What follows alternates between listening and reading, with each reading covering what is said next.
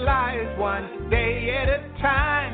Kimmy Kim and Elations Radio. They're here to get your day going fine. Kimmy Kim and Elations Radio.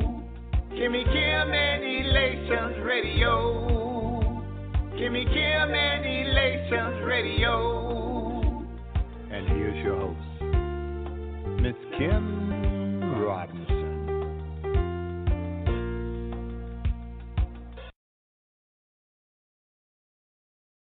Come on, everybody, begin to clap your hands and let's praise the Lord. The Bible says that weeping may endure for a night, but joy cometh in the morning time. Yeah. No more sorrow, no more pain, no more heartache. This is the day I've got joy. I've got joy. Now I have peace in my heart. Jesus gave me a brand new start. I've got joy.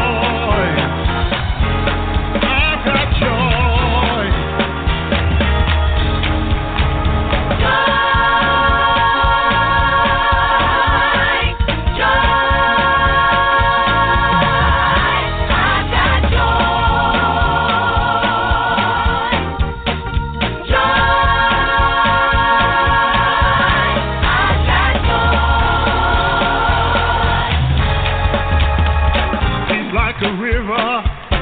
I've got soul. All I have is the Holy Ghost. I've got joy.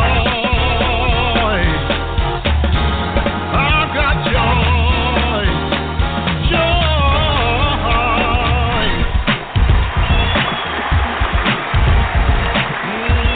Yeah.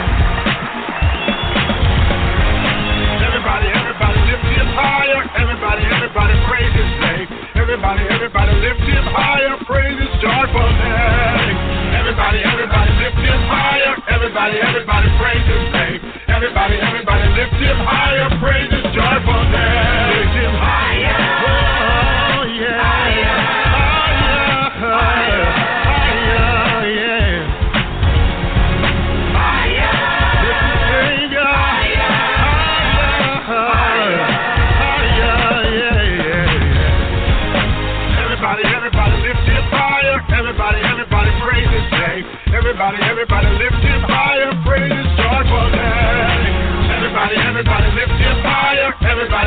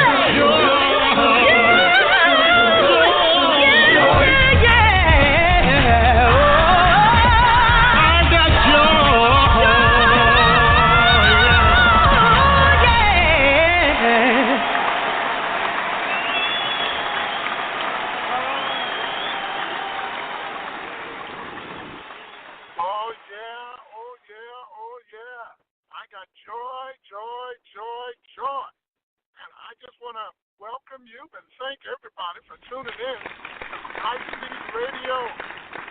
Oh, yeah. And we got joy, unspeakable joy. And so I feel like preaching a little bit, but I better get on back, get right here to our show. Christina Eve, are you there? I'm waiting for my co-host. Yes, I am. I am right here. I was muted out because I was hooting and hollering right now. I was like, everybody praise his. Oh, wait. Yes, that was what an intro. Joy, joy, joy, joy, joy, joy, joy. Oh, yeah. Remind me of them old days, the choir days. I used to love them. Seriously. My elbows came up high, and so did my knees right now. I can't do not. There you go. Well, and see, the joy, that song, that song was relatable for the story tonight. Oh, yeah, definitely. I mean, and that's what it's all about. Our survivors come on, and they, come here and relate their stories and come from places of tragedy and trauma, and now they have joy. All right. Well, we are so glad that you all are with us tonight. We have a very, very special guest with us, and that guest has, we heard this story. We were just flabbergasted by this story.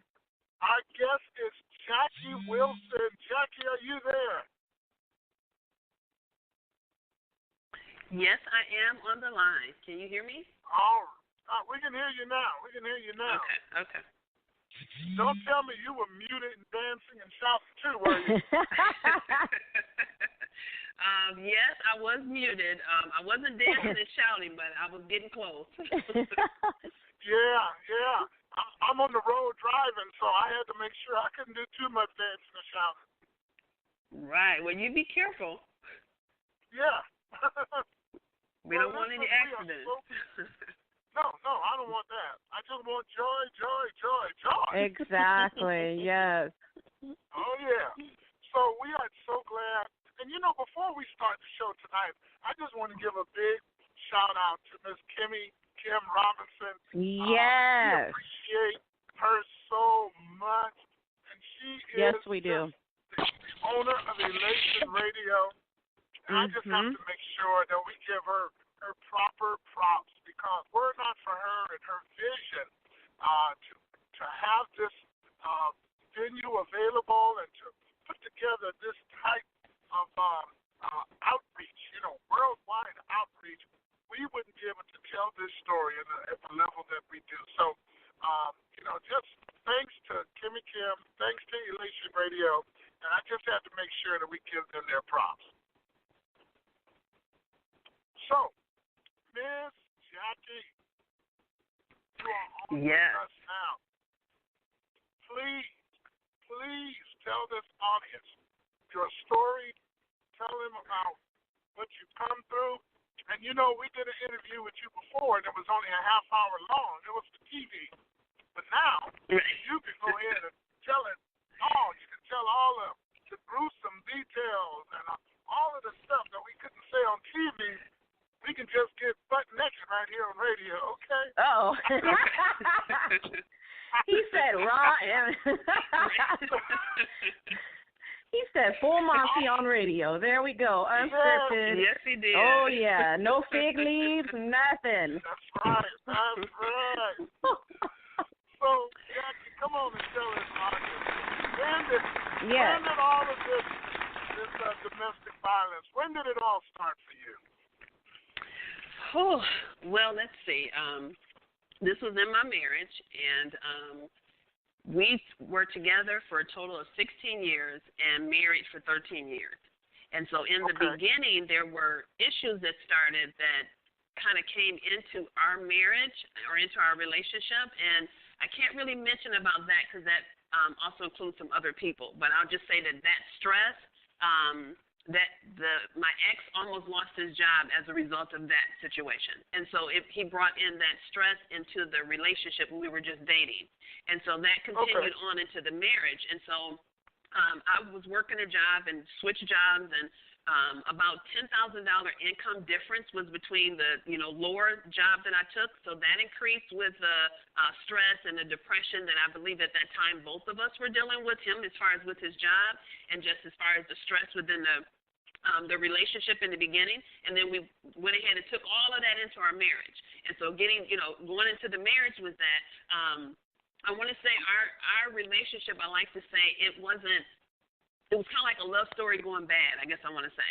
And so coming home, bringing that into the part of me becoming an at-home mom, I became pregnant, and at the time I was probably about 2 to 3 months pregnant, and I was having a lot of complications in there. So anywhere between 2 to 4 months, I'll say, I was having a lot of complications. And so couldn't keep things down. There's a lot of things were going on. So the doctor gave me a choice. He said, you either have 2 options. Either you stop working and you be an at-home mom and carry the baby to term, or either you keep working and take a chance on losing the baby. And it didn't take a rocket scientist to figure that out. So we chose for me to become an at-home mom. At the time, the doctor didn't know all the stress that I was under. So really when he told me to come home, he added on to more stress without even knowing that. And so things continued on, and I stayed sick pretty much throughout the pregnancy. And then during those 11 and a half years that I was an at-home mom, that's where all of the other parts came out. In terms of arguing about money, we argued about, him spending a lot of time because he was a workaholic, so we talked about that. The stress was on me, raising a small child that was sick after I had her, so it was a lot of stress. In terms of that, I wasn't getting a lot of sleep, so, missing sleep because of her being sick. She had GERD at birth, and I stayed sick in my pregnancy, too, so it just kind of made sense as to why after I had her, she would be sick as well. And so for the first 6 months of her life... Jackie, explain to everybody the sickness that your daughter was facing. Explain that, please. Okay, so GERD is, just to kind of make it a little bit more shorter, it is actually a bad case of acid reflux. And so it's like your esophagus, it doesn't open up properly the way it's supposed to, and so that acid will come up and come right back down, and it just festers in your chest and in your stomach. And so for a baby, I was nursing at the time, and for her to be so little, they were telling me after I had her that she was colicky, and I was like, no, it's something else. And so they continued on with me nursing her, and we went from there to I was giving her Good Start milk, but the position of where I was holding her, because I didn't know what it was continuing on with the acid reflux buildup back up in her chest. So she wasn't able to sleep.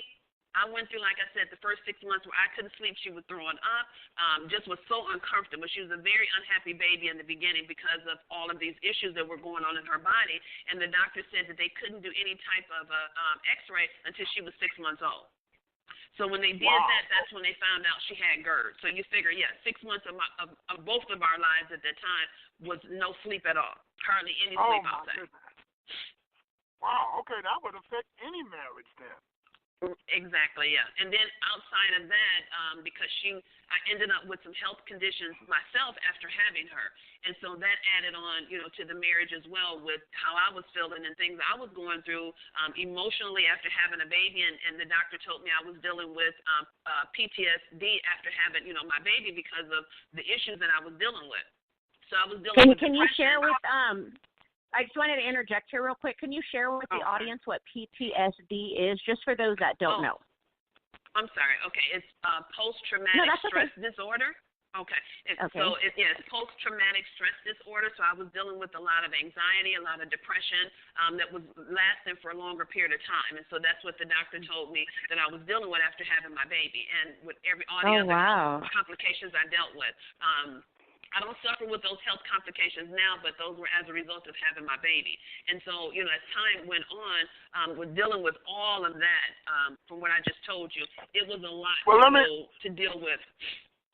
Jackie, what's the difference between PTSD and postpartum depression? Can you explain that to our audience? Well, I'm sorry, doctor. That's what he told me I had. I apologize for that. That's what he told me I had was the postpartum stress disorder. That's what it was. It was after having my baby. So I apologize. Later on, after my daughter was older, that's when the doctor told me that I was dealing with post-traumatic stress disorder. So I apologize for that. But even having to deal with both of those, Yeah, and at different times throughout that marriage, it was different. And the way I found out about that I was dealing with the PTSD, the post-traumatic stress disorder, was and this was in 2007, so it was like 2 years before we actually got the divorce. I had been dealing, it was like arguing over just little stuff. It just seemed like things that didn't seem like it had that much substance. But I think at that point we were both just kind of like, we're just tired of the marriage. You know, I think at that point, after you argue for so long and you have the issues, and let me back up a little bit. During those 11 years and a half years when I was at home after my daughter turned 3, I ended up putting her in school, and the reason I did that is because as a result of, and I didn't mention to you guys about this last night, but as a result of her having that GERD, she ended up where her speech, she had problems with speech. So you really couldn't understand a lot of what she was saying, even up until she was a year old. I could understand her. Right, I could understand her as a parent, but like her dad and everybody else couldn't really understand because she spoke really, really fast, and it was like the words just kind of ran all together. And so I had to put her in speech class. And so she went there for about 6 months, and they gave us some, exercises and things to do. So she got past that part of it. And now here she is 20, and you can't stop her from talking. She likes to debate about everything. But I thank God that she's here, after we went through all of that. And she still suffers with the GERD, too. So I have to say that still is kind of hanging around with certain foods and things like that she eats. Jackie, you talk pretty fast yourself. You know that, don't you? I'm sorry. They say that's because I'm from Wisconsin, so I apologize. I'll slow down. Hey, you know what? I'm guilty of that, too. When I'm excited, I'm guilty of that, too. I think we all are in one way or another. Right. When we get excited about something, you're sharing, you're a passionate person. Yeah. My wife was listening to your TV interview last night, and she says, "Oh, that woman's a fast talker." I said, yep. Yeah. Okay. Yeah, okay. So anyway, that's one of my downfalls. They say from being from the Midwest, because I'm originally from Wisconsin, and they say we talk fast in Wisconsin. So in the Midwest, so I apologize. I'll slow it down. And then the nervousness too, like you said, Christina. Okay. So go ahead and tell us now. Okay. So after having her, like I said, at 3 years old, the doctor told me, that it would be okay to let her go to school because that way, at least that would kind of help her with her speech and, along those lines too. And so for me, it was good because it helped me to get out of the house, to have something else to do instead of being at home. And so I started trying to work, and I worked for probably about 7 months, and there was always complaining about it was part-time, you weren't making enough money, you need to just stop working because it's gas, you're spending out more gas and miles on the car. So it was always something when I wanted to work. So I said, okay, fine, I'll come home. So then I waited a little bit, and I tried to do like a networking job. And it was the same thing. He would complain about you spending too much time going there, you're on the phone too late, different things. It was always a complaint. And then I realized later, this didn't happen to me. This revelation didn't come to me until when we were going through the divorce. And I got a chance to talk to his mom, and I asked her about it, and she said, well, some of this is what she went through in her marriage as far as her husband not wanting her to work. Not any of the abuse, but her husband not wanting her to work. And these were some of the complaints that he had. And so I figured that was what my ex at the time was trying to do to me, was to keep me at home. And so initially it was, I didn't want you to be at home. Well, I wanted you to be at home because you were pregnant with a baby. And then after that it was, the bills was an issue. So it was like that mind, how I want to say that manipulation, that gaslighting. I want you to work. I don't want you to work, and then if you did work, we wouldn't have these issues. It was just like back and forth. And I'm like, oh my gosh, what do I do? So then, like I said, when I would try, it would be something about me trying to do that. And so I just figured, no problem, I'll just stop. But when I worked for my mom, he didn't have any complaints. She was had her daycare. He didn't complain about that. But when I tried to work an outside job, there were issues, that were going on. And so, those were some of the things that we dealt with shortly after having the baby. And, as time went on, we just still was back and forth with it. I was over the bills. He would make large purchases, go out and buy cars, and, it would cause us to be even more financially strapped. And, it was just from one thing to another, and I was like, oh, my gosh. And so when my baby was the one that's 20 now, when she was a baby, we were having all of these issues now. Dr. Pearson, this is the part that I told you that I don't fully remember. This was the first time that I actually left. And I just remember being fearful, at that time. And I ended up leaving. I stayed at my mom's house and I remember him following me around the house. He had just gotten off work, and he was following me around the house arguing. Now, that's pretty much the extent of it until he gets to my mom's house. So I don't really remember what caused that argument. Why was I fearful? I don't remember any of those things. And so it takes me to, I was at my mom's house for close to about 8 months. I stayed there. And really, when I look back, I should have left then, and I didn't. Yeah. And so when we talk about the alerts and, the red flags and things like that, that was probably my 5th or 6th red flag, and I didn't pay attention to it. So in this marriage, I didn't actually, I sustained more of the emotional, mental, psychological, financial, and also spiritual abuse in this relationship. Now, not knowing any of this. Help our audience to understand the spiritual abuse, because we have a lot of church people, our Christians, who listen to this broadcast. So, what is your definition of spiritual abuse, and what did you actually experience? Okay, you're right, because everything I'm telling you is my interpretation. So, so I'm glad you said that. So my view of what spiritual abuse is that when we were having difficulty, this was the year that we were going to get divorced. And prior to that, we went to talk to the pastors about some of the issues that we were dealing with. It was more so of the submission part of it. It wasn't nothing was brought out at the time about any form of control or anything like that. Okay, so when we did start having these issues, and I went to go talk to them about it. This was prior to us. We separated for about 6 months, and I moved out here to Arizona, and that was because my older daughter was here. So then when I moved back, I found out he was seeing someone else. He had told me about that, and I went to go talk to the pastors to see if at first I talked to a couple of the mothers in the church. I talked to a couple of elders to see if there was something that they could do to try to get him to sit down and talk to us, so we could do counseling. And that's where my mindset was, is maybe if we get to, together as a couple with other strong couples and sit and talk, maybe we can hash this out, and then everything can come out. And we didn't get to that part because he kept refusing. And so he didn't even want to talk to me. It was more like a hollering at me, but not, and we were both hollering at each other. It wasn't like a really sit down and talking. So when I went to me, my last resort was going to our pastors. And so when I went to the pastors to talk to them, when I moved back to Arizona now, let me just tell you this little part, because this means a lot about what we're talking about. So when we left, the reason why I left and moved to Arizona, it wasn't because I was getting rid of my marriage or anything like that. He and I both talked about we needed a separation. And so he said, well, why don't you go to Arizona, because our daughter is here, and hang out with her for a little bit. And I said, okay, fine. That way we can kind of work on each other separately. We can build our relationship back with Christ during this time. That's what it was supposed to be. It wasn't legal, it was a verbal. Okay? So then I moved down here. We go through that. We talked about rebuilding or getting the marriage back together for a few months. Then all of a sudden he changed his mind and he told me he wanted a divorce. So I called one of my pastor friends and told her about it, and she said, Jack, I need you to come back home. That's the only way I can help you try to save your marriage.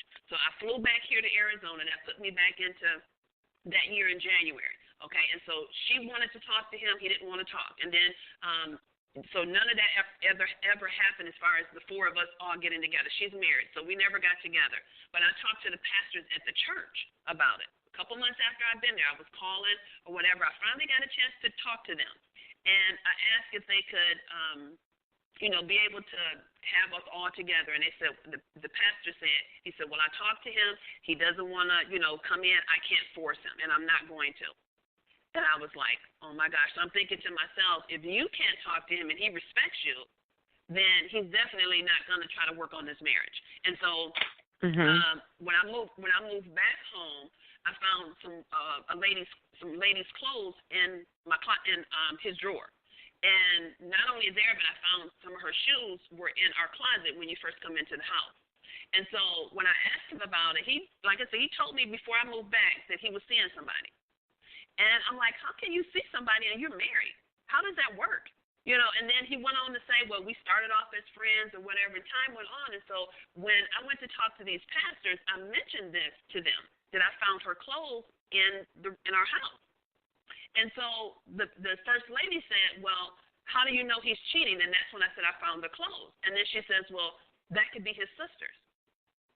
And I kind of looked at her and I said,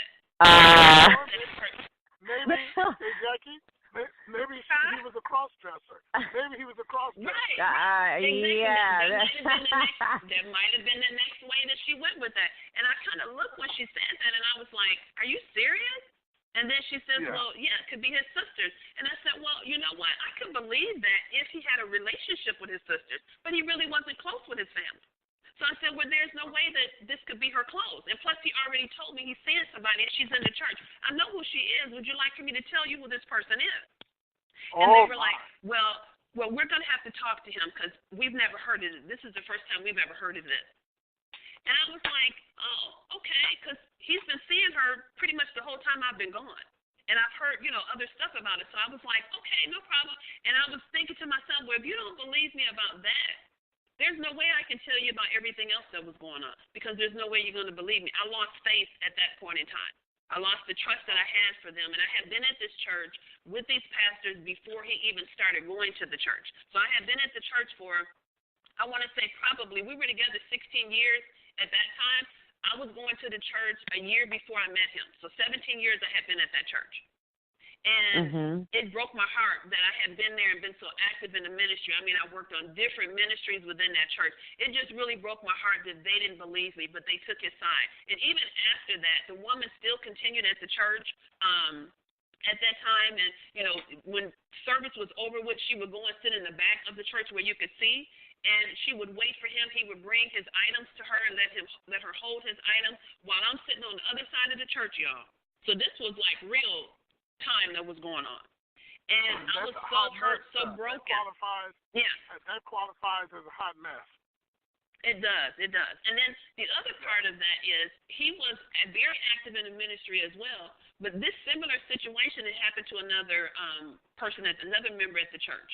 And that member was asked to sit down. So they weren't able to keep going on in the ministry that they were working in. But nothing like that happened to him. He continued on working in the ministry, doing everything that he was doing before any of this happened. And nothing ever, was happened after that. The pastors didn't have any other kind of conversation with me. When they would see me in passing, it would just be hi, and that's it. It was like so dry. And I was like so broken. No, but he actually is up close with the pastors, but he's not a minister. Well, I shouldn't say that. Okay. He was ordained a minister at his parents' church when he was like in his 20s. But he wasn't active at this church as a minister. But he was close with the pastor. Same thing with me. I was actually the pastor's armor bearer. And he actually is their personal security guard. Okay, I got you. So we were pretty close up there in the ministry, yeah. And so, like I said, that just like really broke my heart. It broke my spirit, in terms of I just could not believe that here I am crying out to you guys. And I literally was crying when I was talking to them because I wanted my marriage to work. I have, at the time, I have two sisters that are still married. One has been married for 35 years. The other one has been married for 46 years. So I wanted my marriage to work at that time, and it wasn't working, and I didn't understand what was going on. So that's why I just continued to stay in the marriage and try to work it out. Even though I didn't know I was dealing with, domestic abuse, I just felt like it was me not submitting because I was independent when I met him, and maybe it was me. I needed to make changes. And so this is let me ask you this. Let me ask you this. What was the courtship like? Oh, yeah, that's right. Our courtship was really different, actually, because when we dated, let me just kind of give you a little bit of that part, too. I knew him he used to go to high school with my sisters. So I knew of him then. He's actually 10 years older than me. So I knew of him then. And at that time, I was 10. He was 20. I had a little crush on him. So years passed, and I ended up, running into him because my mom had foster kids, and one of the little boy ran away. And so he happened to find a little boy and brought him back home. And so we kind of talked like that. And so as time went on, then we started dating. And I felt like, oh my gosh, now I get my chance to date him, right? So it was like already infatuation there. And so through the courtship, he was understanding, as we were going through. One thing I will say that I haven't shared too much, but because I'm on this program, I do have to be honest. But when I met him, I didn't know he was married. And so I found out about 6 months later that he was married, and I was heartbroken. And so that was, like I said, the first red flag. And so wow. We went ahead, we broke off, and then eventually he went through and filed for a divorce because he had been living with a family member for about 1.5 years before I met him. So he wasn't technically living at home with his wife. And I think that's why, because in his mind, he told me after when I found out that in his mind, he was not married to her. He had already divorced her, and that the paperwork was just a technicality, okay? And I want to believe he's telling the truth because he told me the exact same thing when we were going through our divorce, that he was done with the marriage. He had moved on, and he was going to date this other woman. And I'm like, but we're still married. He said, that's just technicality. So it's like he told me basically the same thing he told me in the beginning. So even with that being said, we got past that part, and we were dating. And he was very attentive, very understanding, you easy to talk to, a good guy, all of that, those good things. He had them outside of that part right there. And so I was able to overlook that and go ahead and go through with the relationship, which, like I said, that was my first red flag. And so that's why I try to, and with what I do with the ladies now, working with domestic abuse women, I try to explain that to them. When you start seeing those red flags in the beginning, take note of that. Don't overlook those things because those things are very important. And so I've learned from that. I've learned from my mistakes. So that won't happen to me again. And a lot of what I went through in this marriage won't happen to me again because I'm wiser. But, it's tough that we have to go through those kind of things in order for us to learn and to be a better person. So that was pretty much what our courtship was like. And, as a result of that, it was good in the beginning, outside of that part. It was, like I said, with a certain situation that happened, he brought that stress in. Even during our dating, he brought the stress in to the relationship. So we kind of had a up and down to some degree. But I'll say in those 3 years that we dated, I would say pretty much the most part of that was a good relationship, which is why I decided to marry him, even after a lot of the other stuff that I knew about that happened. Okay, all right. So I see a cycle there with him. Like when another area that I just kind of want to. I want to test you here. I want to test you. This is going to be a little challenging, what I'm going to say. But here's what I want to ask you. A lot of us in the church, including myself, a lot of us are so spiritual, have such an appearance of spirituality that we miss the red flags, or we ignore the red flags, or we put everything and we say it's in God's hands. God's going to fix this. God is going to do that. Jackie, I'm challenging you with this because of what I've seen as a pastor. I was a pastor for 40 years, and what I have seen, and this is what I want to ask you to respond to. I've seen people who my pastor used to call it so spiritual that they're no earthly good. Okay? Do you think that in any way that you could have been guilty of this? Do you think in any way that there were some possibilities there that like your pastors and what have you? Is there a possibility that maybe you might have spiritualized things to the point to where you couldn't see what was really going on? I'm just asking. And I'm glad that you asked that question because, yes, that is in the very beginning when we were having difficulties, that is one of the first things I went to was me being independent. Because when I met him, I had a daughter that was 5 years old from a previous relationship. I was engaged. It didn't work. And so then I met him, and I was, strong. My mom was a very independent, strong woman. And so and we were raised Catholic. So, with that being said, you look at marriages is important. And so those things stuck in me. So then when I got married, it was like that was the thing to do. If he didn't hit me, so I'm thinking we need to stay together and just try to work this out. It didn't seem like it was anything bad that we couldn't deal with. in terms of the marriage. So I felt like we should be able to work this out. We still love each other. We say that, but why can't we move past this? And so, right, to answer your question in terms of the spiritual side of that, I went into praying about it. You know, even before I started talking to other people about it, I was finding scriptures to help keep me to maintain through the chaos that we were going through. And then when I did start, you know, speaking out to other people in the church, I went to, like I said, a couple mothers in the church, a couple elders in the church, and talked to them, and a couple pastors that were under the senior pastors, you know, and to talk to them. So I did all of that of trying to reach different people. And a lot of them, or I'm going to say a lot of them, all of them told me, pray about it. Keep it before God in prayer. You know, go around and, you know, your house and put, or bless your house, bless, you know, everything in your house, bless the bit. All of these things they were telling me to do. And nobody, absolutely nobody told me that what you're dealing with is an abusive relationship.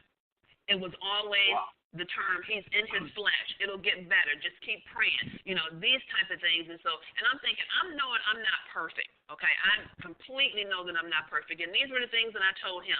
I know we're having issues. What can we do? Let's go to counseling. Let's figure something out. You know, I know I'm an independent person, and maybe that has something to do with it.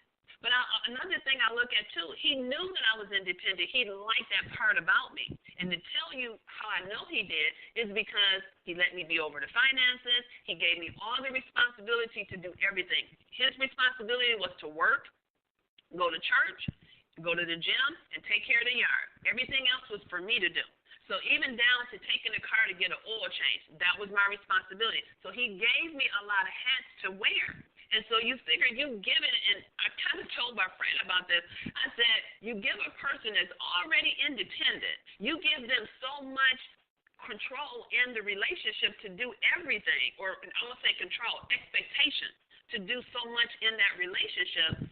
It's going to be a little bit challenging for that person when the man comes home and he wants her to take off that hat for today and to just be the wife that he needs her to be because she's been doing everything else. And I used to always tell him throughout the marriage, I'm going to say probably after about 3 years of being married, I used to always tell him, I feel like I'm married, I'm single living a married life because I'm doing everything. And he would say, well, you know, I'm working, I'm doing everything else, you're at home. So he never really, I felt like this, Pastor. I never felt like, I'm sorry, Dr. Pearson, Pastor Pearson, I never felt like he really respected the fact of me being an at-home mom. Even though he saw that I wasn't sitting around on the couch, I wasn't watching Jerry Springer, like they say, and the bonbons and the big dress, I wasn't doing that. You know, even, let me just tell you this. When I was 8 months pregnant, I went to school to become licensed to help my mom in her daycare. 8 months pregnant.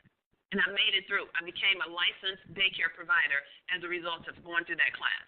And everybody in that class thought that my baby was their baby because they went through those last month or so with me being pregnant.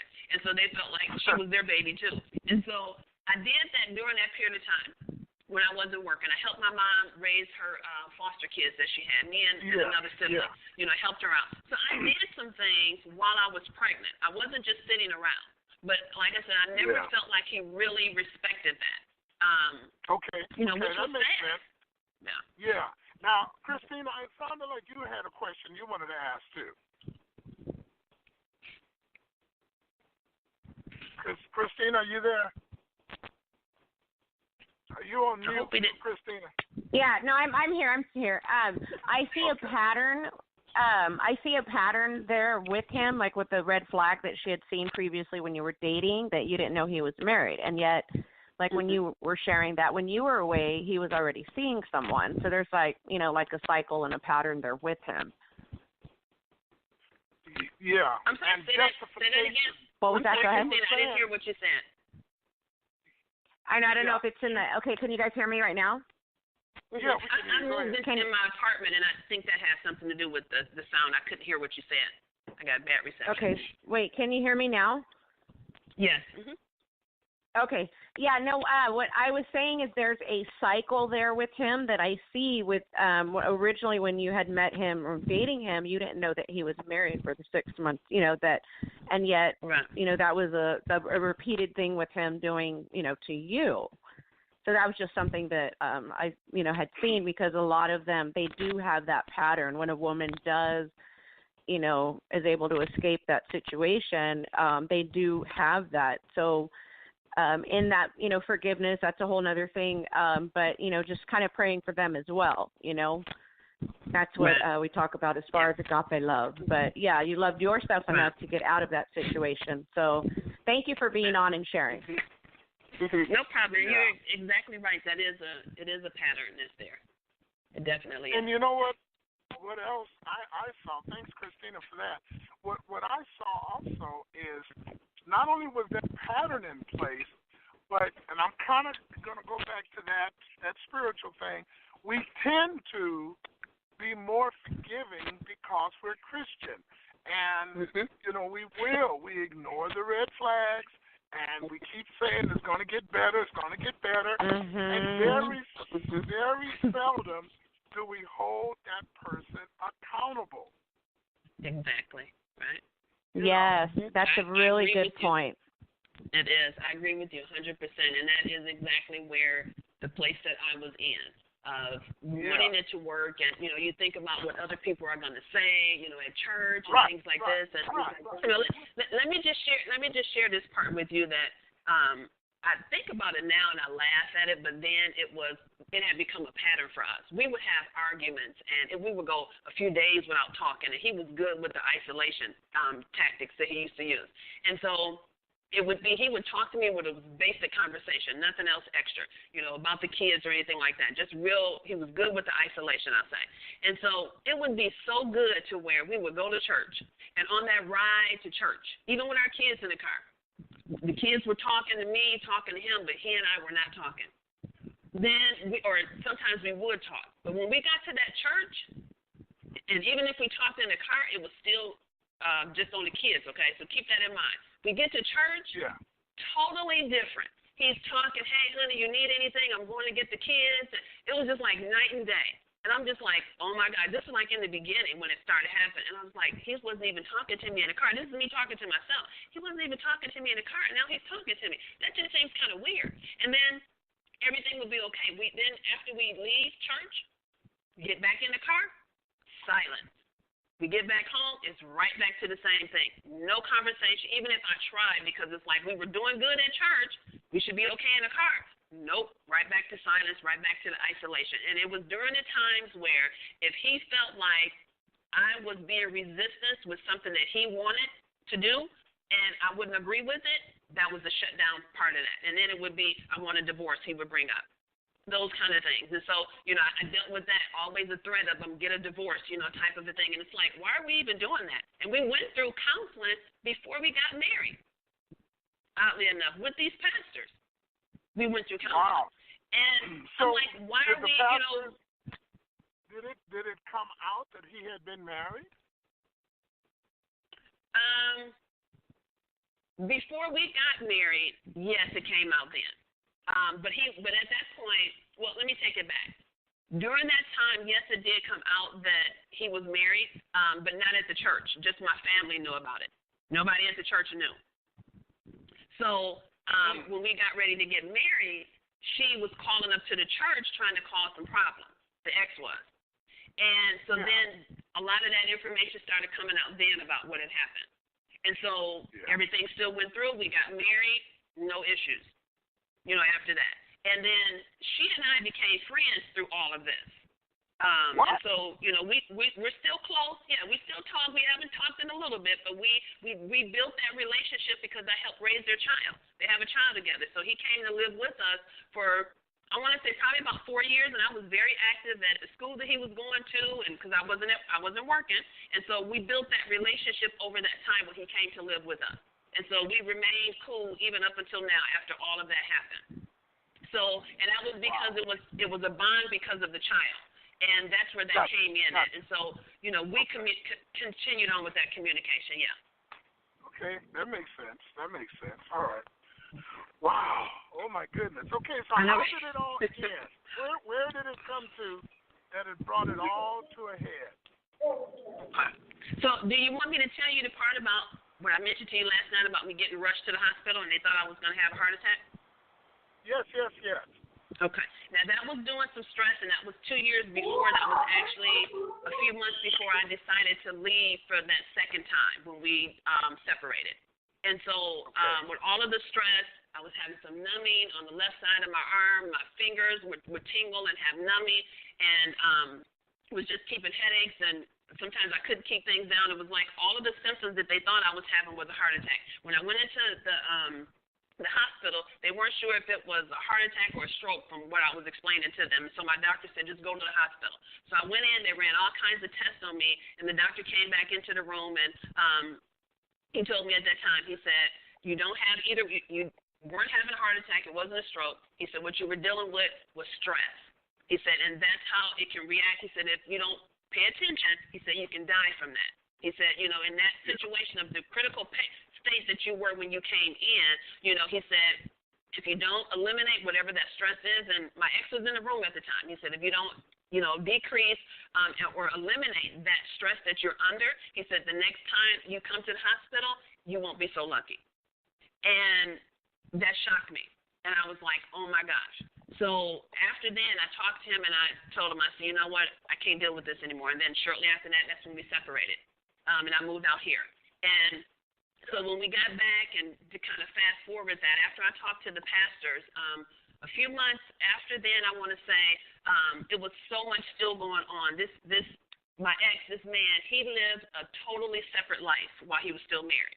Still seeing this other woman going out of town, doing whatever he needed to do. I couldn't get a ride to church because he told me that would be disrespectful to her.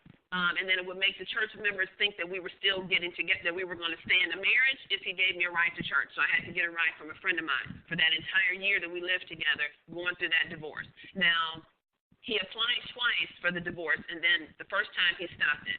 And then I'm thinking, okay, good. That means maybe we'll stay together. We're kind of working out. In my little sick mind, I still wanted that marriage to work at that particular time because I was still jacked up, I want to say, and emotions all over the place.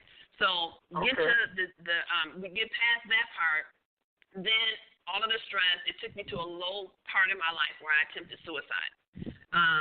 And that alone right there just was like an eye-opener for me. And I decided at that point I was accepting that the marriage was ending, and I was moving forward. I was preparing myself to just kind of move forward and not get in that rat race, I want to say, not staying there because I saw where it had took me. And so coming out of that, those were some of the things that I started to do. So we went through, the divorce came through, and then to fast forward, like I said, he was seeing this other woman and wanted to be with her. So that actually is what, why we went through the divorce, is because this is what he wanted to do. And so leaving from that, just kind of trying to build my life back over, it was challenging, after that. But that is actually what brought the marriage to the end, is because he wanted a divorce. And then we went through with the divorce. Yeah, okay. And that's how it all actually ended. Right. Yeah. And actually, even though, like I said, it was tough, that was the best thing, was the divorce. Sure, yeah. And we need to say a couple things to our audience, because I think that some of the things that happen to those of us who have faced divorce, we've gone through things like this, sometimes we really, really don't catch the fact that God, he does know what's best, but it's so difficult for God to fix a mess that we allow to take place, And what I mean is that sometimes we don't consult God, or just like the pastor said, you can't force another party to do anything. There are just so many variables that we have to be extremely prayerful and really open ourselves to hear the instructions of God over the instructions of our emotions and our preferences. How do you think? How do you feel about that? I agree with you. I totally agree. That's why I said the signs were there, and I should have taken heed to those in the very beginning, and I didn't. So I hold myself. I look back and I say, with the signs being there, it was my fault. I can't blame everything on this marriage and say that he was at fault for everything. I would never say that, and I've never raised my children, to think that he's a bad person. I just said that he's a good dad now, but he wasn't a good husband. and we weren't a good fit for each other. And, you know, I've taken responsibility for that. But, yeah, I never talk negative to my children about him, no matter what it is that we've gone through. I've never done it. He was always a good provider. He just was not – we just didn't know how to be a good couple for each other. And maybe that could have been the age difference. Maybe it could have been we were from two different sides of the coin. Who knows? But I saw the signs, and I looked at it like, hey, this is my time to date him. And I was willing to kind of deal with a lot of things that came about with that particular individual. And so I basically set myself up to have the kind of marriage that I had. So I can't just, like I said, I can't just blame him for that. I'm at fault too. Yeah. Yeah, I mean that's true. Both of you, you know, I mean he was at fault too because he probably saw the signs, and you know, and let me also add this little piece. And Christina, feel free to chime in. But one of the things that a lot of couples do is they separate when they start having trouble or when it gets to an extreme. They separate, and everybody should know this. Every couple should know. When you separate, you put yourself in a vulnerable position, especially if there have not been any, you know, physical abuse, if there's just, you know, issues of communication, styles of communication, maybe a person who just really needs to fall back in love, whatever. But when you separate, audience, please hear me.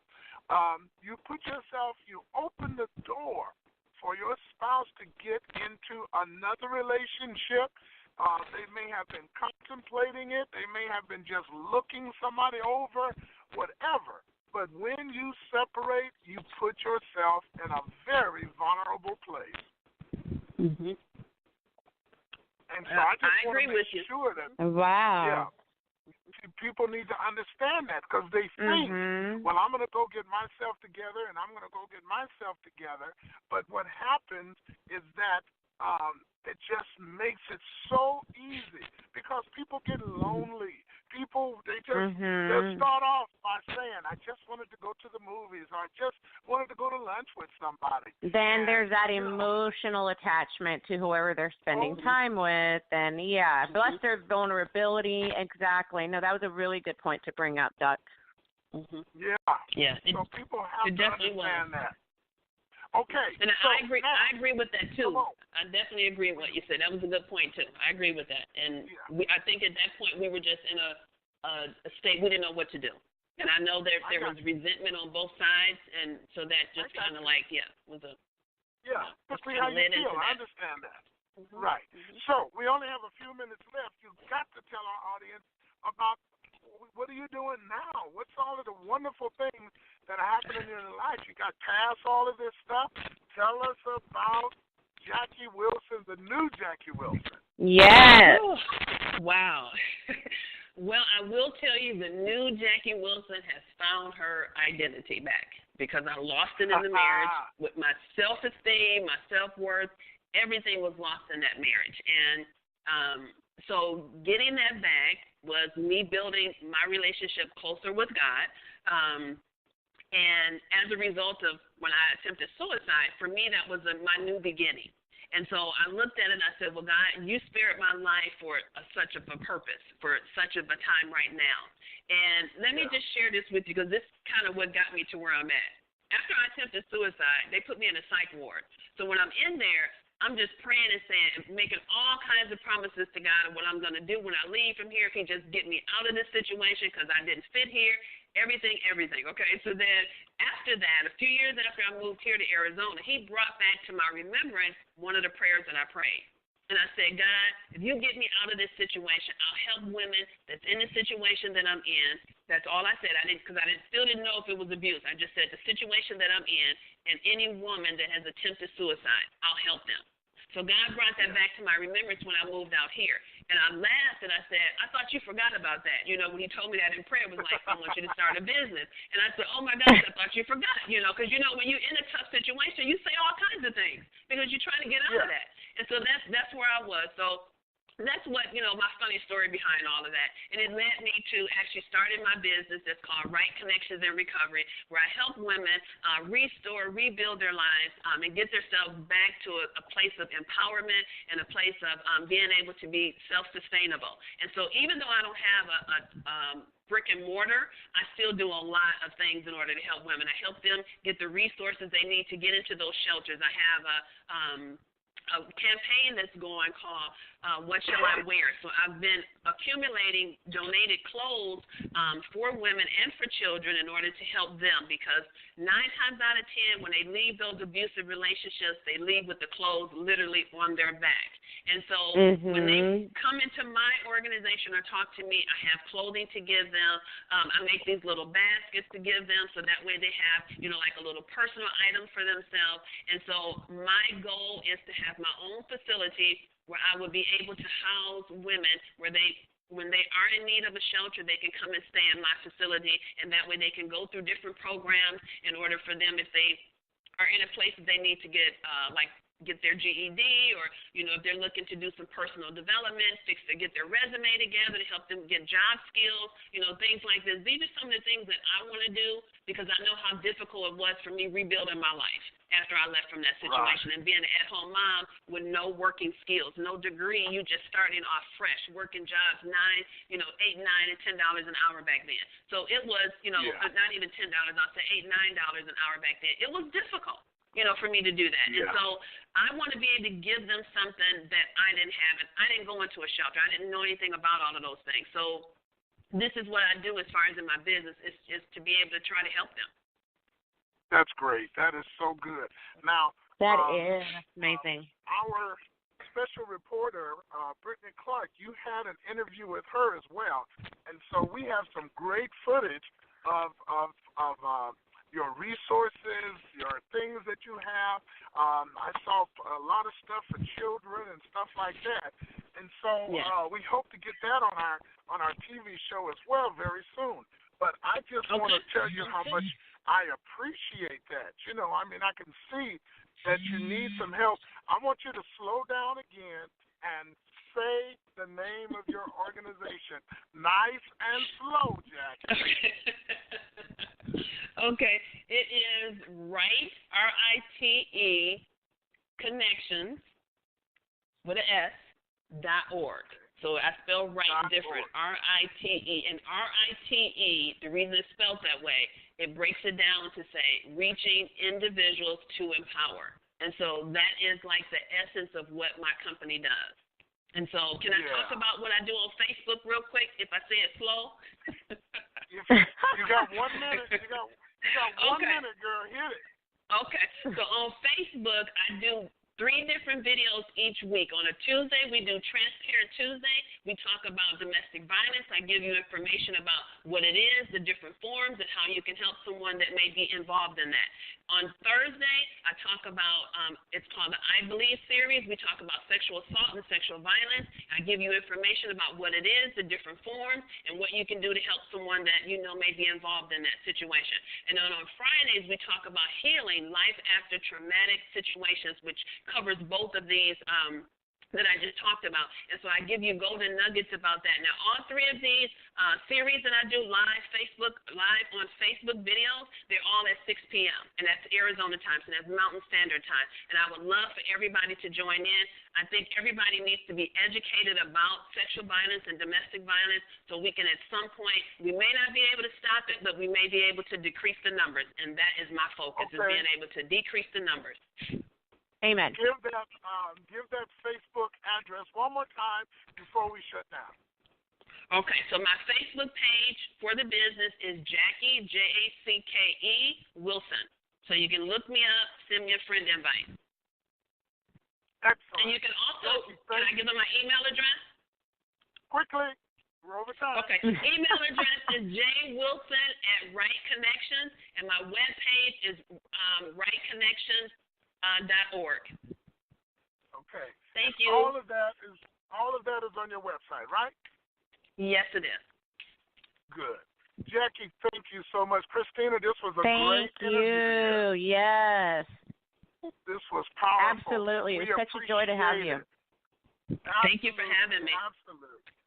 And so, as we always say at the end of every show, agape, always. Always.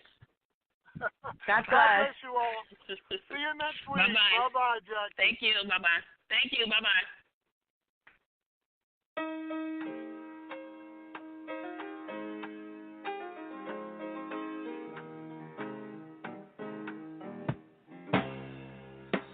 He